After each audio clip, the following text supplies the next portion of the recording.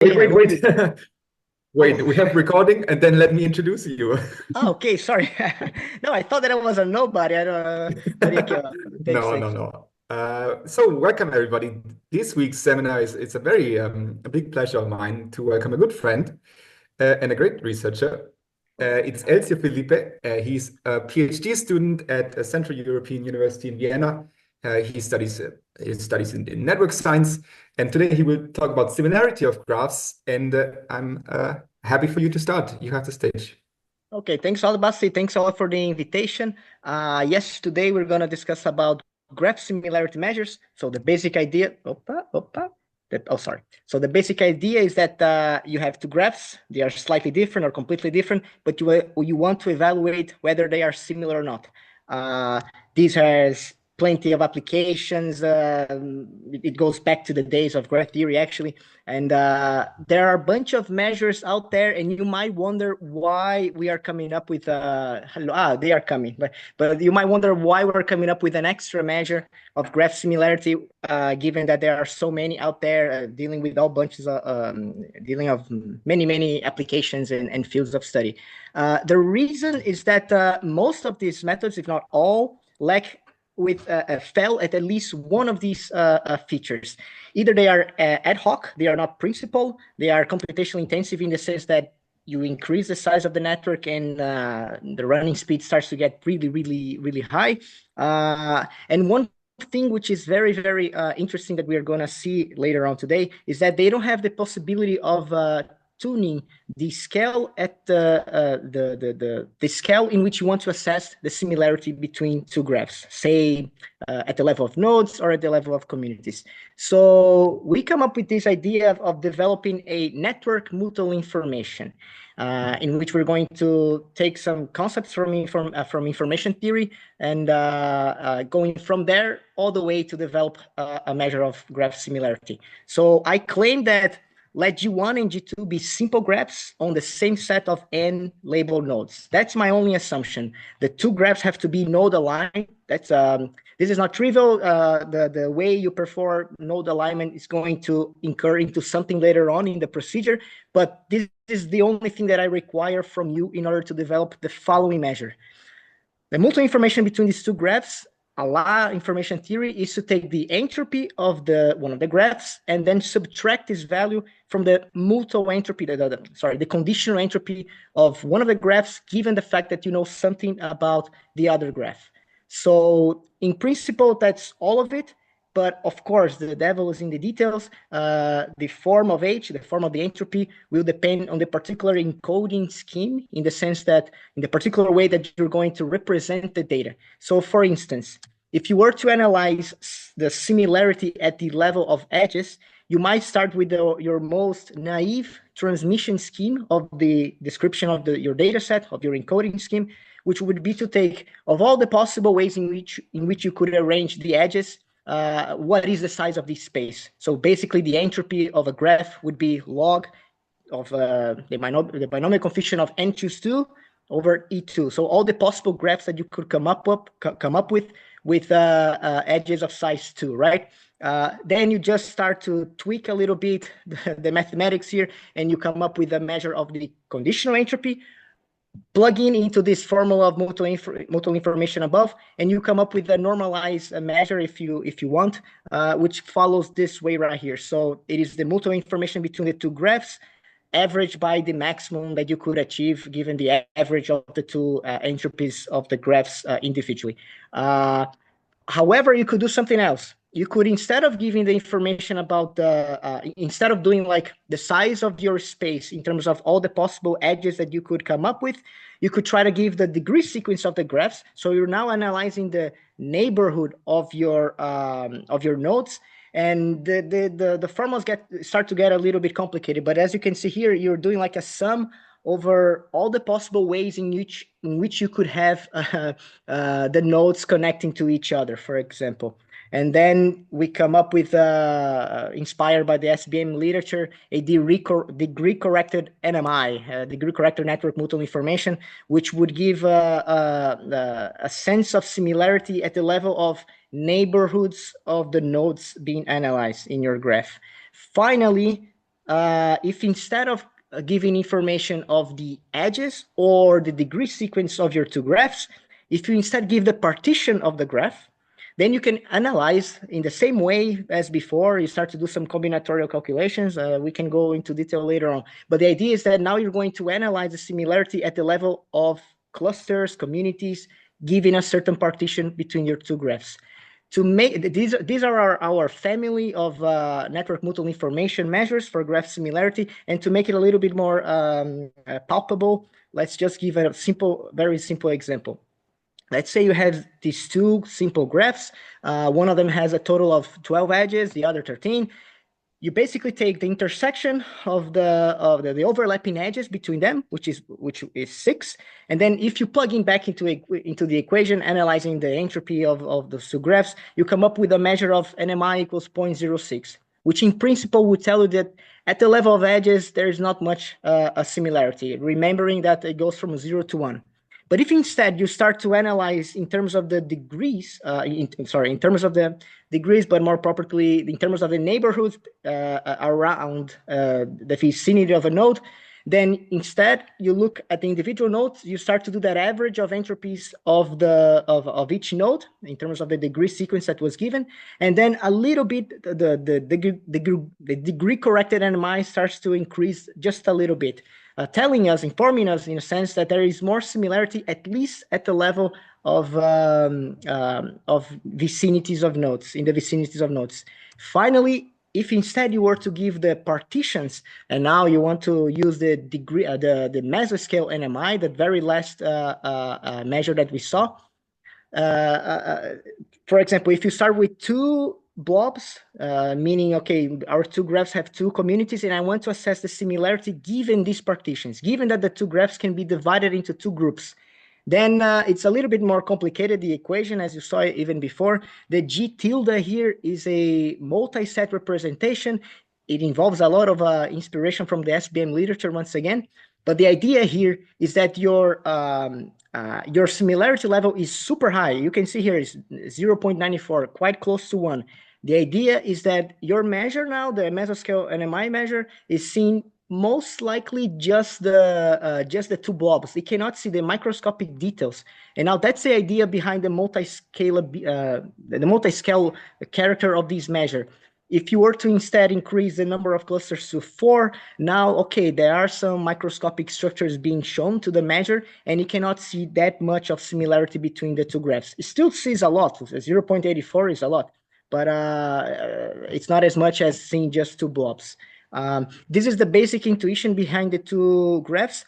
But to make it proper, we have to do a proper analysis. So let's take these two attacks in these two types of attacks in a network, either an Erdős-Rényi random graph or a Barabasi-Albert one. So on the top panel, you see we're going to attack the nodes of two networks. So the setting is the following. You start with two identical networks, and in one of them, you start to attack the nodes. So you expect that as you increase the attack, which is the epsilon right here on the bottom of your plots, you expect to see the curves kind of dropping. And we are here putting the NMI, the degree corrected NMI, for reference, the Jacquard index, which can also be evaluated as a similarity measure, and also the mesoscale level at different levels of partitions, because that's the interesting thing about it, right? You can put 2, 4, whatever partition you want to assess the similarity at. So if we put the curves here, indeed we see slowly decreasing curves for all the measures that we developed. So this is a good sanity check to see. But there's something interesting happening, particularly when you look at the Barabasi-Albert model, when you attack the highest degree node first. We see this sudden drop here, meaning that as soon as you take the highest degree node, you remove it, the similarity between the two networks gets completely breaking apart. And one thing which is very interesting, the mesoscale measure, as you can see here, at all times for partition B equals 1, it can only see like a single blob. It doesn't see anything at all inside the two networks. So for this type of measure at partition equals 1, it's always similar. Like the two graphs are always the same thing. Doing some further sanity checks for the mesoscale similarity measure, we took this SBM with mixing parameter equals 0.5, so there's no assortativity or disortativity structure. And there are 4 levels of attack here, from epsilon equals 0 all the way to epsilon equals 1. You see that again as you increase the number of groups, and also the number of attacks, you get to see slowly decaying curves. But you only see the mesoscale measure giving off 0 similarity, so the two graphs are completely different, when you actually have the networks having the partitions being the nodes themselves. So when the number of groups is the same as the number of nodes, everyone is a group in itself, and you attack the network extensively all the way to epsilon equals 1, that's the only way in which you obtain 0 similarity. So once again, coming up with this idea that the mesoscale measure is seeing things in a very scale-dependent way, right? Another thing which was nice to find, we don't know exactly the nature of the shape of this curve, because as you start to get close to the mixing parameter equals 0.5 for an SBM with 2 groups, you see this very sudden increase on the mesoscale measure, and then it flats down all the way once again, depending on the mixing parameter. So this is kind of mysterious still, but it is, the idea behind it is that at mixing parameter 0.5, you are reshuffling the edges in such a way that the mesoscale cannot see any differences happening once again, and that's why it delivers a full similarity at 1. So after doing some synthetic experiments, we decided to put dirty our hands, I don't know, and start to analyze empirical data sets. The one that we chose was the FAO trade network. So this is a multiplex graph in which the layers are products, so product networks, and the nodes are countries. And this has been studied extensively before by Domenico and also Alec Kirkley, one of the co-authors of our work. And here what we want to do is the following. So panel A here, we have the transactions between countries of, I don't know how many products there are. I think it's about 300 or something.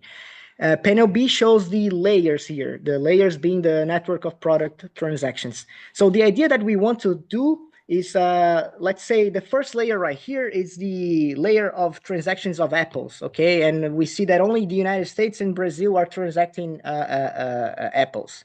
But then in terms of fishes, Brazil, the United States, and Italy are kind of doing this commercial thing. What we want to do is create matrices of the measures that we just developed, in which the rows or the rows and columns of these matrices are the network of products that we have in the FAO trade network. And then, given this distance matrix, we want to evaluate how similar are the measures between themselves.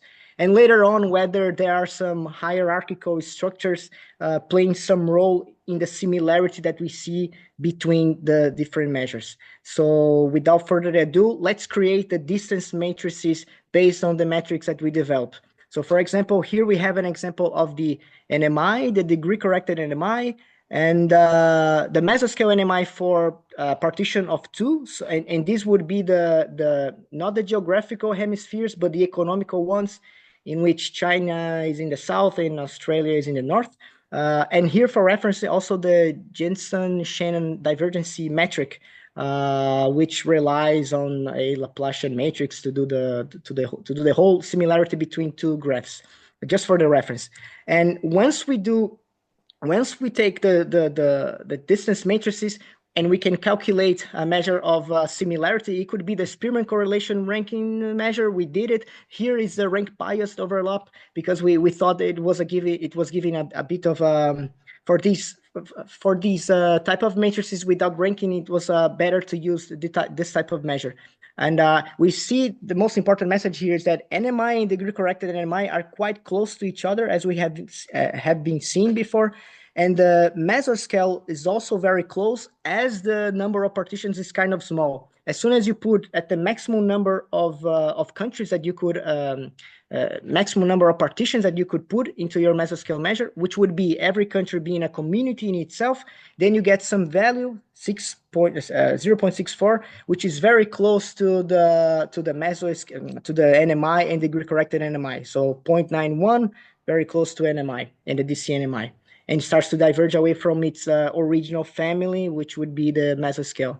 And the Jensen-Shannon divergency measure, it's always more or less the same thing with regards to the others. Finally, the idea of doing some hierarchical clustering that we saw before, we are doing the clustering here that we saw it, and then taking the linkage distance, the distance it takes to create those clusters, and kind of plotting against the number of clusters themselves. The idea here is just to see whether there are hierarchical structures playing, doing something into distinguishing the different measures. And as you can see here, NMI and DCNMI again are very close to each other and starts to kind of move apart from the other family of measures, which would be the mesoscale one. We also did the same battery of tests for other networks of empirical data sets.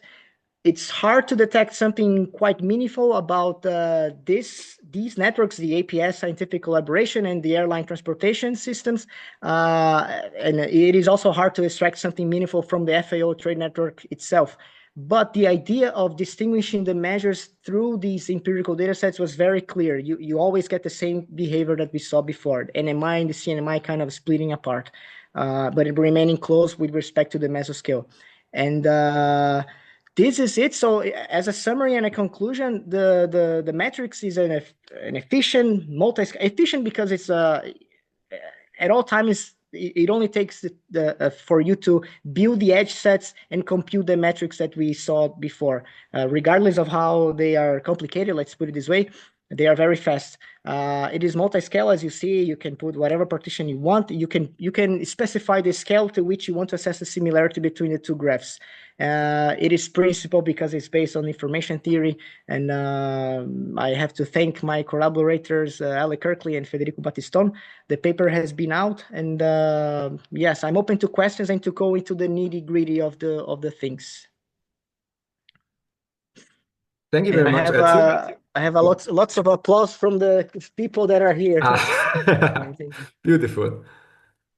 Beautiful. Thank you very much, Elcio. I think people can already, if you have questions, you can either type in the chat or you can raise hands in the Zoom thing. In the meantime, I might start with a question, so to give you time. Can you go to the multi-layer slide again? Yes. No, the next slide. Sorry. Sorry. This one or this one, but with the full thing. Can you? Oh, this is very interesting. So, as I understood you compare, like the graphs that you compare are the layers, right? Because they have overlapping nodes, and that you can find the correspondence to, and then they just have different links depending on if they trade apples or fish or whatever, right? Yeah. And then how do you, like the hierarchical way, how do you make this hierarchy? Is there, do you have any quality function or any heuristic way? How do you do it?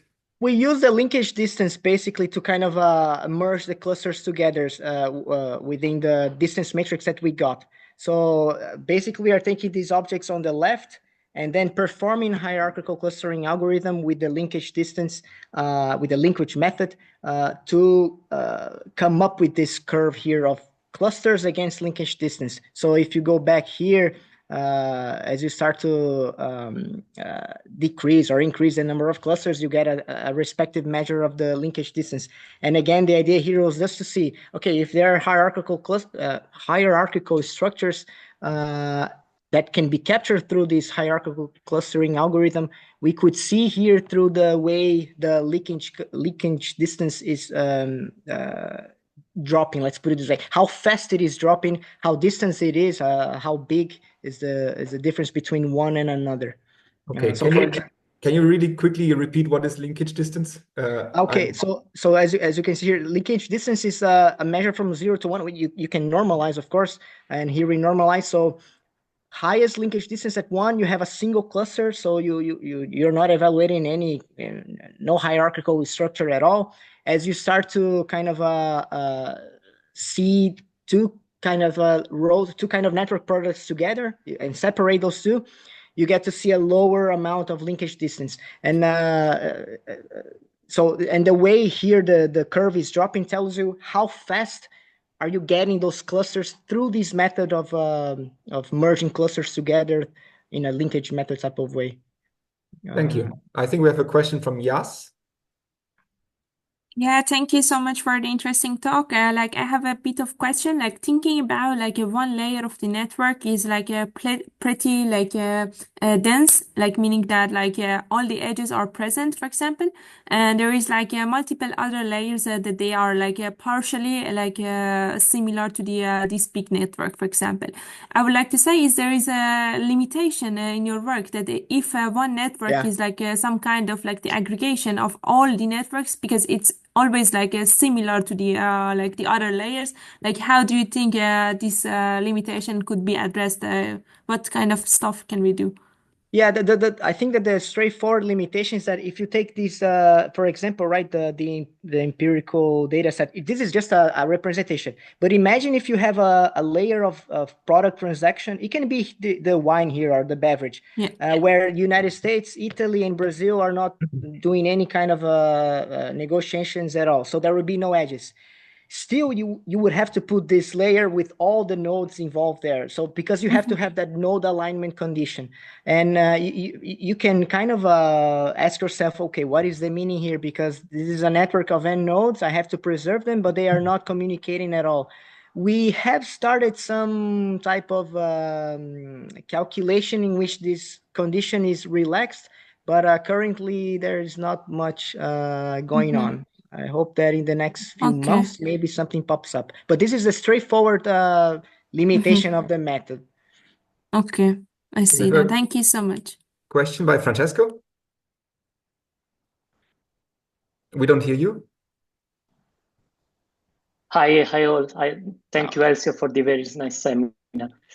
So regarding the limitation of like having this very strict alignment in which you have labeled nodes. So this is very, I think, a natural application of your method when you have labeled nodes across different layers, maybe of a multiplex network.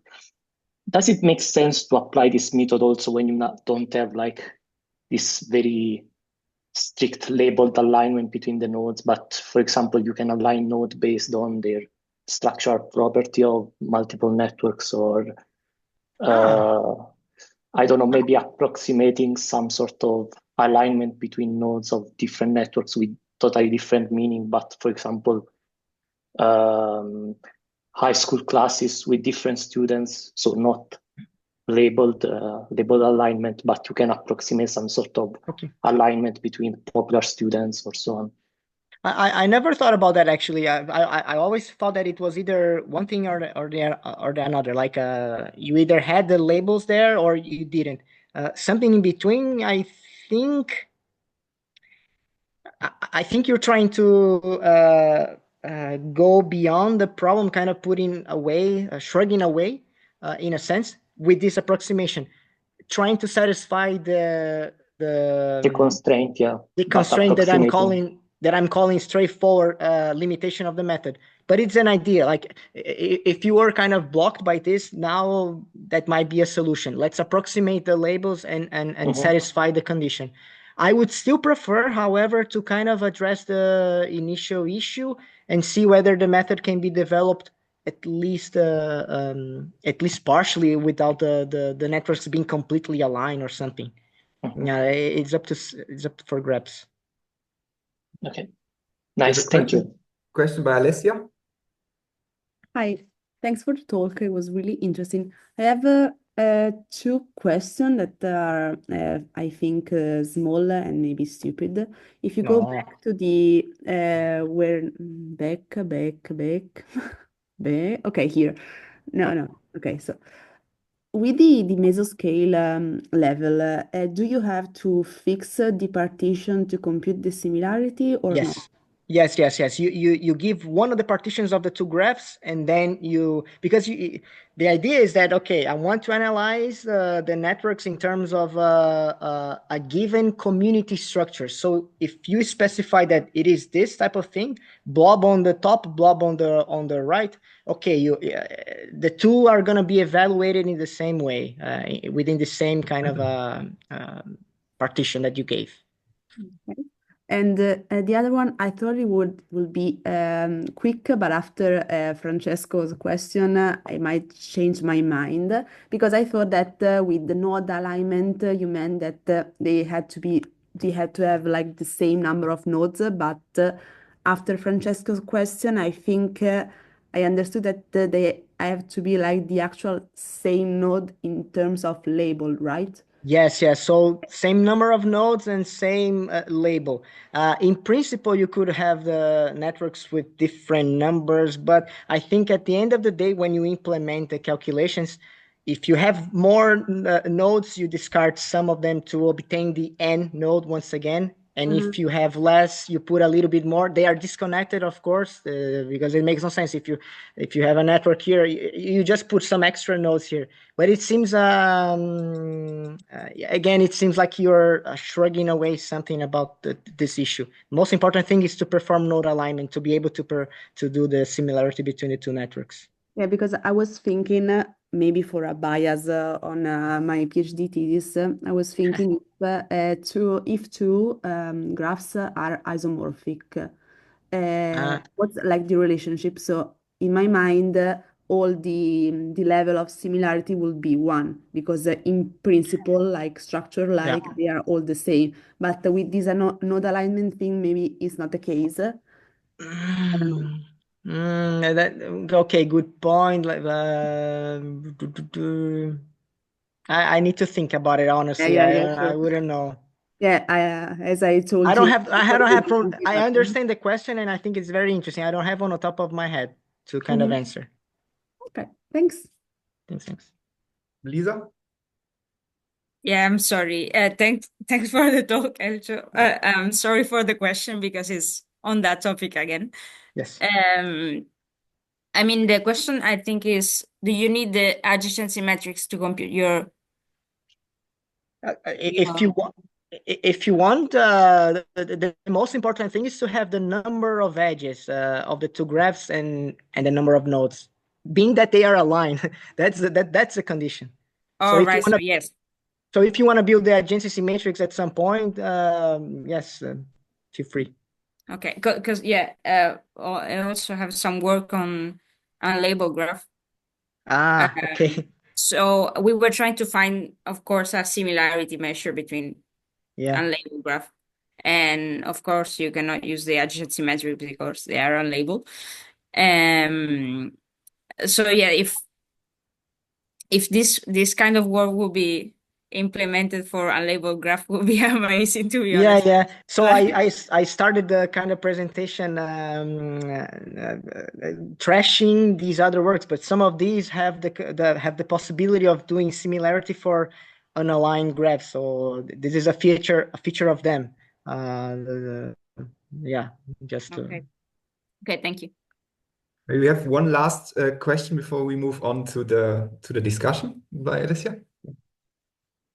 I'm sorry, but I might have an answer, but I need you to tell me if it makes sense. Do you think that like the actual isomorphism could be like your alignment? So basically, I know that for a large graph, it's an impossible thing to do, but just like to understand if I got like the method correctly.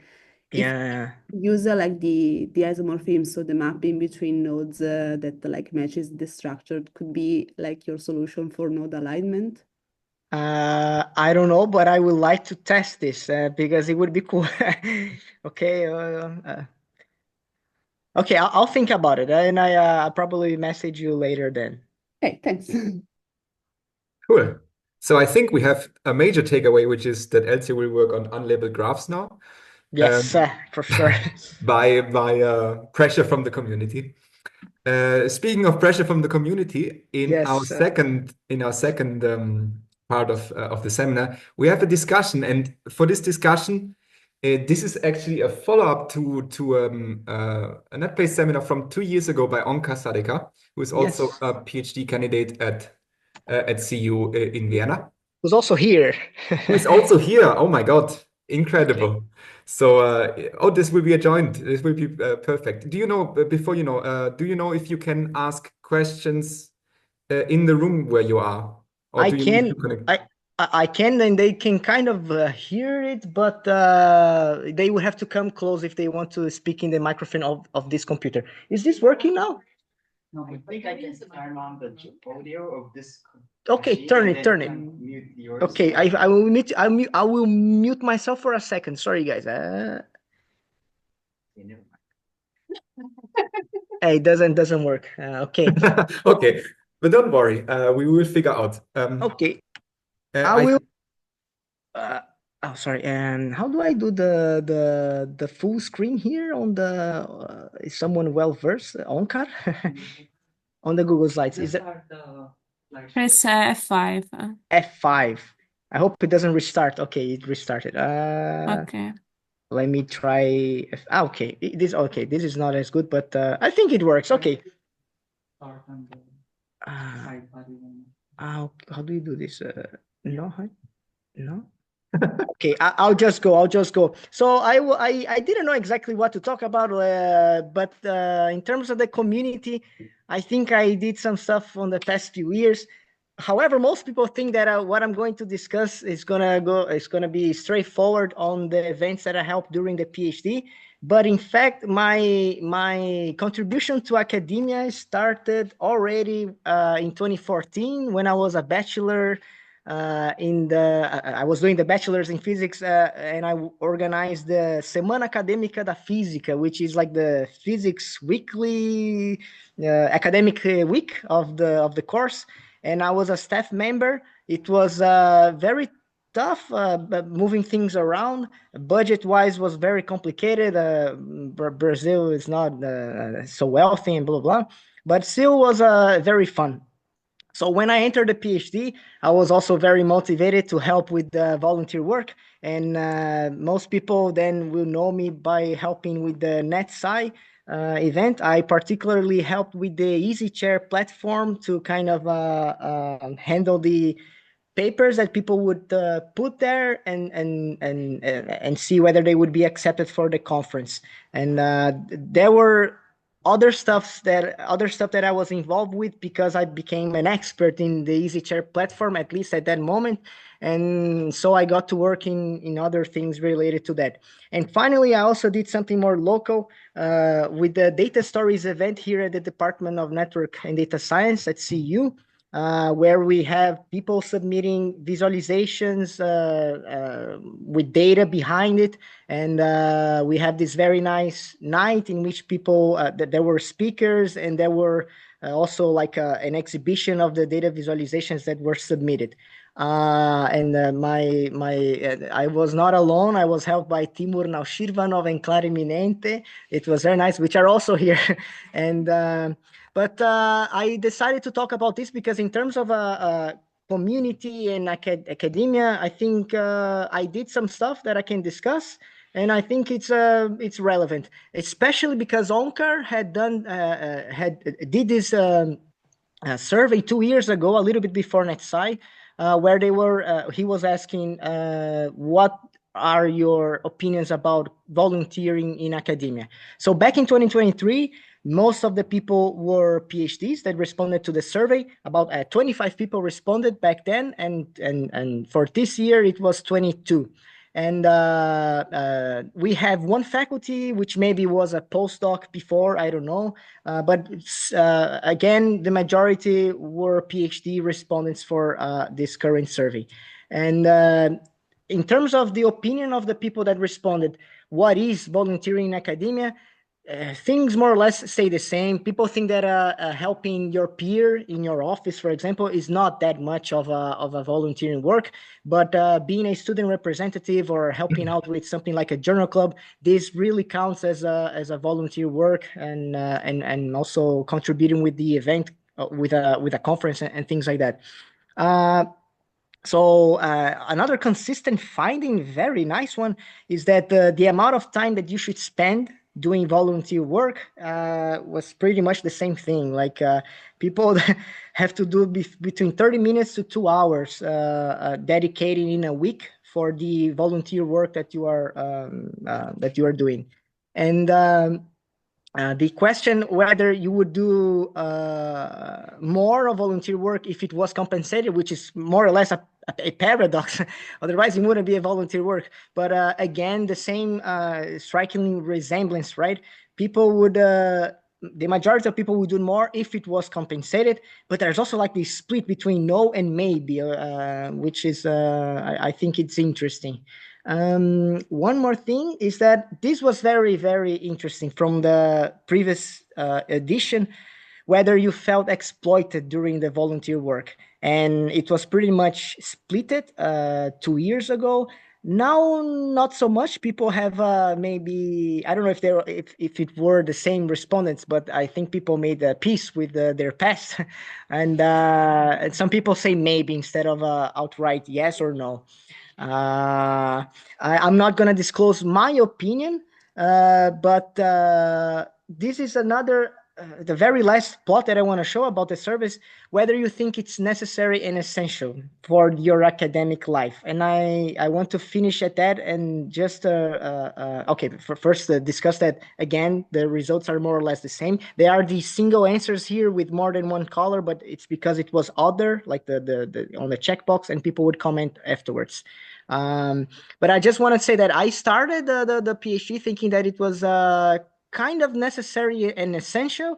Now I've changed my mind. I would say that it's definitely not necessary nor essential.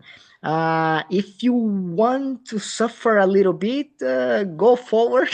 I don't take it back. I don't regret at all the things that I did. I think I grew as a person and an academic. But it's one of the possible paths to reach a certain stage at your academic life. Definitely not the only one. And I would open the discussion for people online and here if anyone wants to contribute. Thank you very much, Elcio. I have, so that people have some time to gather their thoughts and put their questions up. I have an initial question to you, which I hope it's not too personal, but I would be very interested because like the perception of what counts as volunteering is an interesting thing, right? Because it's the boundaries are very fluid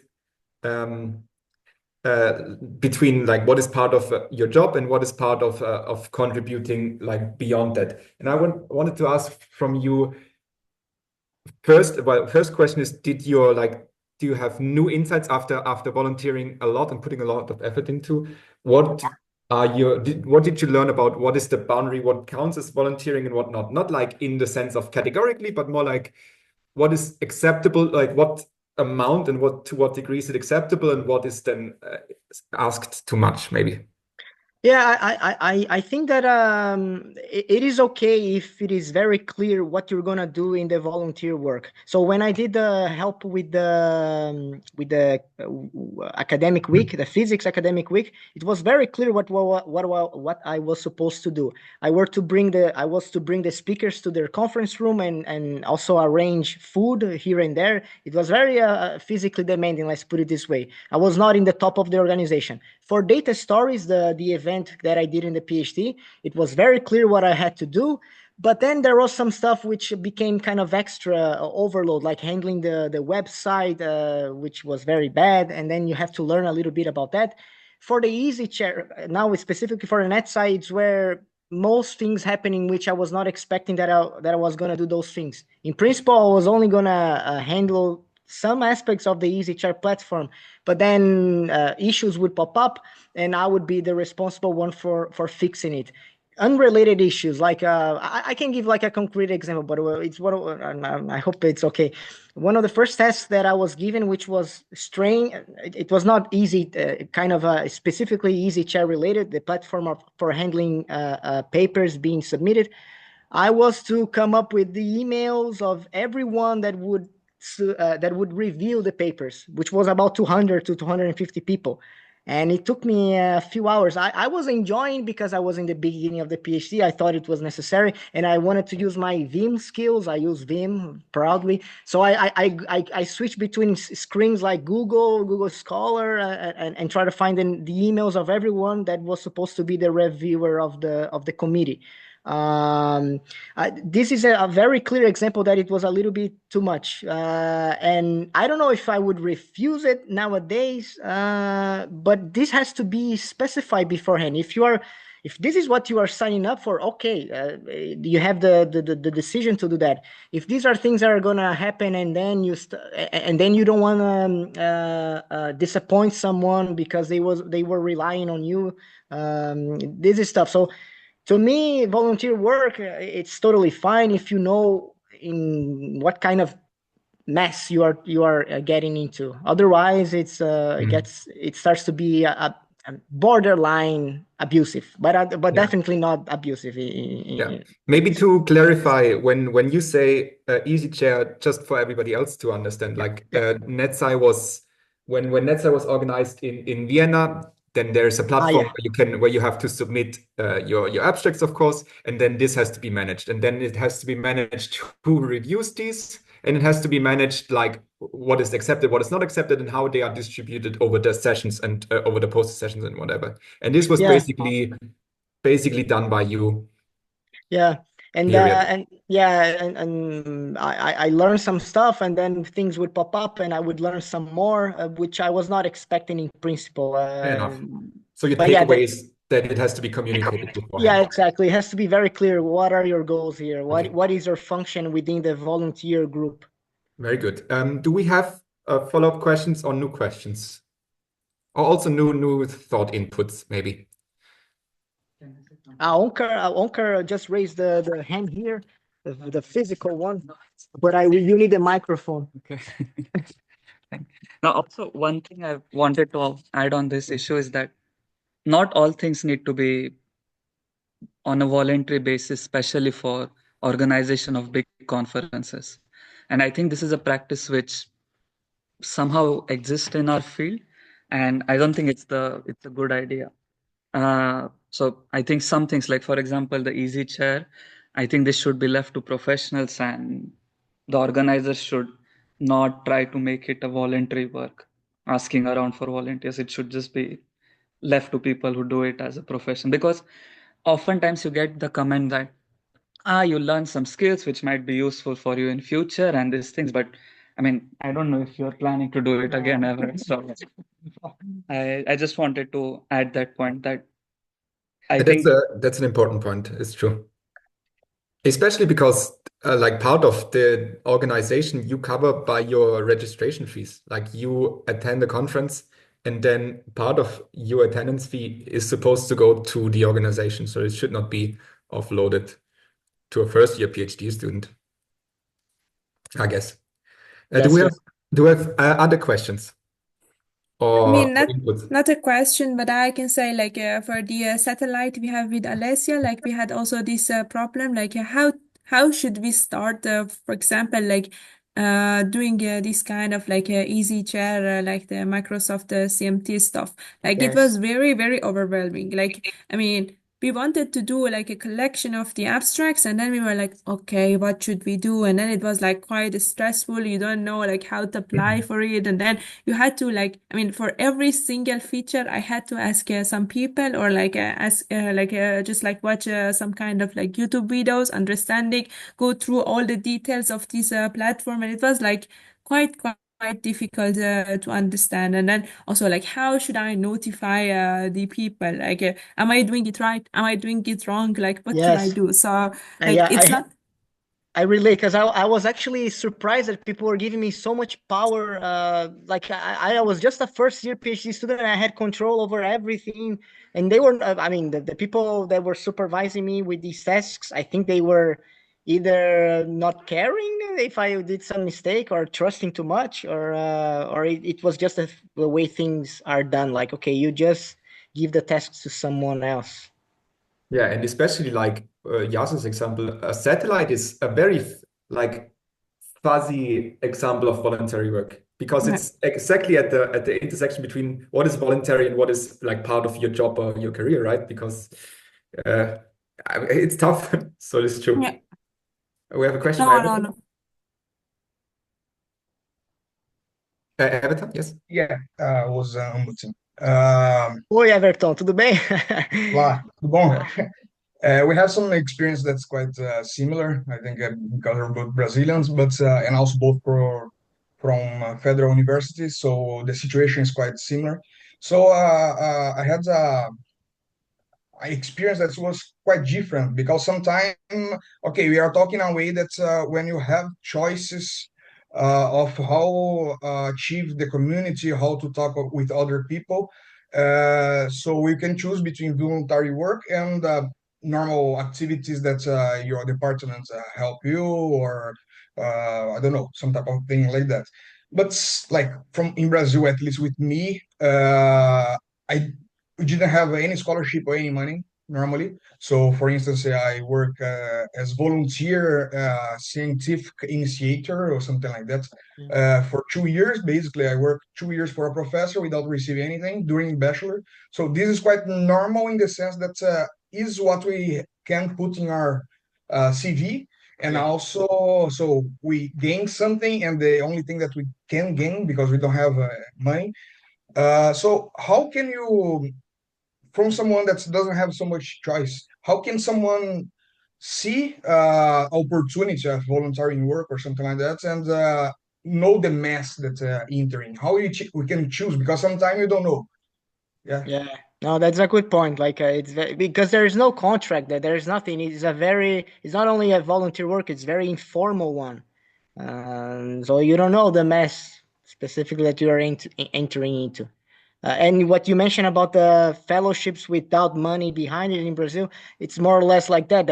I think that in my case, when I did it, also 1 year without anything, I signed a contract. There was no money involved, but there was like a guideline for doing some stuff. And you do it for the curriculum for afterwards putting in your lattes, right?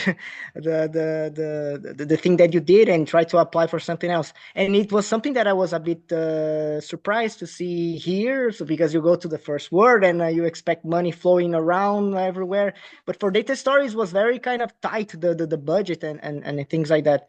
And also all the work that we're putting in the PhD students instead of a proper organization to handle things. It's tough. Yeah, it's very tough, especially because this is not a problem, only a problem for voluntary work. It's also like imagine like for PhD students who have some sort of teaching within their either contract or agreement or whatever. Even the distribution of teaching is a huge problem. Because for some people, this means that a professor puts a lot of responsibility and a lot of extra work on top of them. And this is not like usually it's a lack of clear communication beforehand. So voluntary work, or if it's part of your job, it's incredibly tough. These fuzzy aspects. I agree. Yeah, I just want to say one. Sorry, go ahead, Yeah, Evan. but someone has some idea how someone like which pinpoint we can see to see, okay, this will be too much, this is not, like from your experience, because it's difficult to, yeah, like in the other examples also, like from even when it's paid, but how can we try to guess? Yeah. Clara has a suggestion. Yes. Hi. So as someone seeing Elcio and also doing voluntary work with him, I think like a first thing to ask would be, is this necessary for, I mean, is this thing I'm volunteering for necessary for the event or whatever the conference? Because whatever Elcio did was actually necessary. Like without him, there would be no conference. So that's a super red flag to me. So if whatever you're gonna do, it's something that without your job would not happen, that's a terrible thing. Like that's a terrible, I would say, it's a very red flag. Anything, I understand that this doesn't apply to a lot of things. So for example, obviously in the case of satellites, that is also a bit fuzzy because obviously satellites work on a voluntary base, and then without you, the satellite doesn't exist if you're not there. So that's a bit trickier. And then obviously this idea doesn't work, but for this type of, like for some stuff that can be, I don't know, department organization or teaching, for example, this kind of stuff, I think you can trace a line in the way this should be considered voluntary work and necessary work, and necessary work should be like rewarded financially somehow. Yeah, to me. I agree. And I also want to say, if We can hear. I just want to say one thing which is very important. It's kind of, I don't want to excuse anyone, but I feel like we are all kind of victims, and we are just propagating some behaviors that are very encroach into the system. Like one of the people that would give me tasks, they were always very sad in giving me the task. And I mean, I know I'm not excusing anyone, but it's tough. There is no one else to do it. Maybe there is money, maybe there's not. I don't have any rage against anyone. Okay, that has to be very clear. And yeah, I just want to say that I believe really that everyone is a victim of a system that is very hard to fight against. Yeah, maybe a follow-up to what Clara said is another red flag is if the person that is ultimately responsible and that gives you the voluntary work, you have to figure out like how much responsibility do they have, how overworked are they, and in how many collaborations or projects they are into. Because one red flag is always if it's a super busy person, then you can trust that they don't have the time to take over some of that, or that they just try to get some work rid. And then I would ask other people that volunteered for this person in the past. I think it sucks, but like as with applications, you should ask with people who were either a PhD or a student with them before, and just get some experiences from other people. But I can say something like something that is like probably underestimating is like we do volunteering work because we think it's good for social good, like for everybody's good. For example, like I was in Iran, in a university that there was like a no complex system, no complex network, and I was fascinated by this complex system and complex network. Then I brought like this complex system, like a journal club, and like I think like all the Iranians I know that they are all over the world right now. It's a very good community of the people I know. It's like they were part of this journal club, coming every week, every 2 weeks, like presenting something, like doing some work, because we were about to make something bigger that we made in the end. Like we brought like a complex networks to our university, which was like something that we were missing for so many years. So I would like to say, like, not like saying that, okay, like it's money should be involved, but then it's like the bottom up approach that you want to do it for the like everybody's good, everybody's like a future. I think it's pretty nice to tell yourself, I have done it because I think it is valuable. Not like I have done it because I wanted to be appreciated. This is two types of probably volunteer working. Yeah. Sometimes it's like I really value the work that I'm doing. Sometimes it's like I would like to be appreciated, and that's my whole point. Yeah, that's the difference between by the community, for the community, or if you lend your work to a program or to an event, which is 100% different. Alessia? Yeah. No, you already maybe mentioned it during the last two thing, but like I think that one red flag that I have, like in general, don't do anything that has to do with the websites. That's the main the main takeaway for today. But like in general, I think that yes, of course, you don't need the voluntary work, but in some way you have to enter the loop. And so, like, for my experience, I did, like I'm doing, and I did a lot of voluntary work, but every time it helped me to, like, be more involved in the community.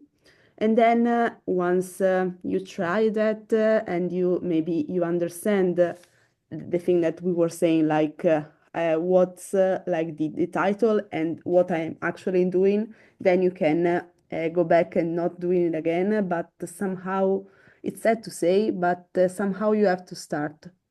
And if you have the possibility, I'd ask for someone else that already did that to let like picture to you like the real job that you have to do. But sometimes you don't have no one to ask, and so you have to Yes. start somewhere. That's true. We have a follow-up by Everton. Yeah, I think we kind of fall in that in how we define the volunteering work also, because like we can see like some stuff we do because we want to learn or to know other people, or is just really necessary for your work and for others. Like Thiago Peixoto has a full library that he maintains alone. So and he created during his PhD. So is volunteering work. Like I would do that without thinking that it was is a volunteering work, and I don't think he thought that as a volunteering work. I don't know how he think about that, but some is indeed very important what he has said. Yeah, sure. But a follow-up to this, Tiago is my PhD supervisor, and like this, what maybe started as a voluntary work now is, let's say, a very big part of Yeah, his yeah, yeah. persona, but also a part of him getting jobs and opportunities and getting hired into new positions. So, of course, like not everything that starts as a voluntary work is a voluntary work all the time, and then it can transition into your job or into something that gives you a job, right? So there's this distinction for sure. I have another comment, but actually it's from Onker, the one who initiated all of this in a sense. Go, Onker. But I also have one thing to add, that as a rule of thumb, maybe it's not good to mix your PhD with the voluntary life in some sense. So it's not a good idea to volunteer for your supervisor, because I think many times people also do these things because either they are afraid that this might have the implications on the PhD, or sometimes that you just don't know what is okay or what is not okay, because maybe your supervisor will never tell you these things, but only other people will. So I think just as a precautionary measure, I think this is what I would. Also, just to add, I don't know how many of you were there the last time we had this discussion, but I think all of this started because DNDS, our department, was organizing the NetSci conference, and well, so there were people like Helcio who were involved a lot in the organization, and this topic came up, and we thought it would be nice to see if the opinions are changing or what are the opinions of the community. I was surprised to see that the results are more or less the same. So I don't know how many of the people took both the surveys. But if not, then the fact that still 40% or so feel exploited by the voluntary work means we have to think about something. Yeah.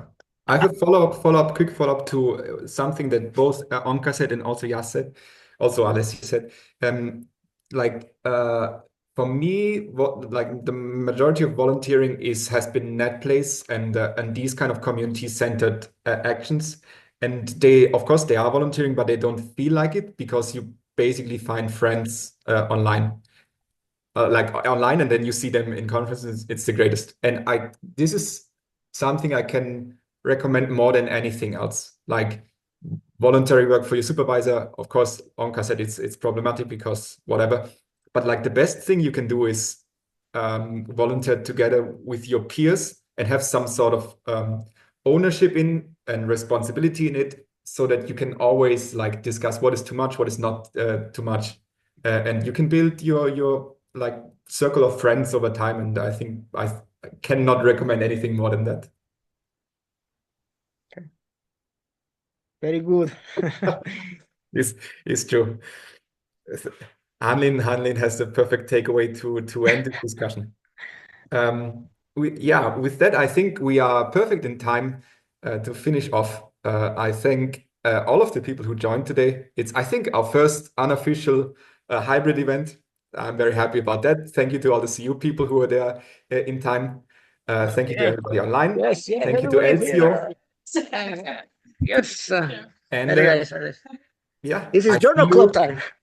Thank you. I see you in 2 weeks or tomorrow or whenever. Okay. Ciao. Thanks a lot, guys. It was very Bye-bye. fun. Everyone. Bye, Nelson.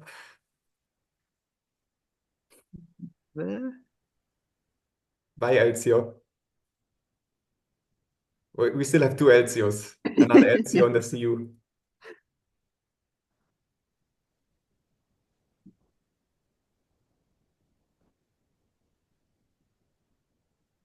Still have 1 CU.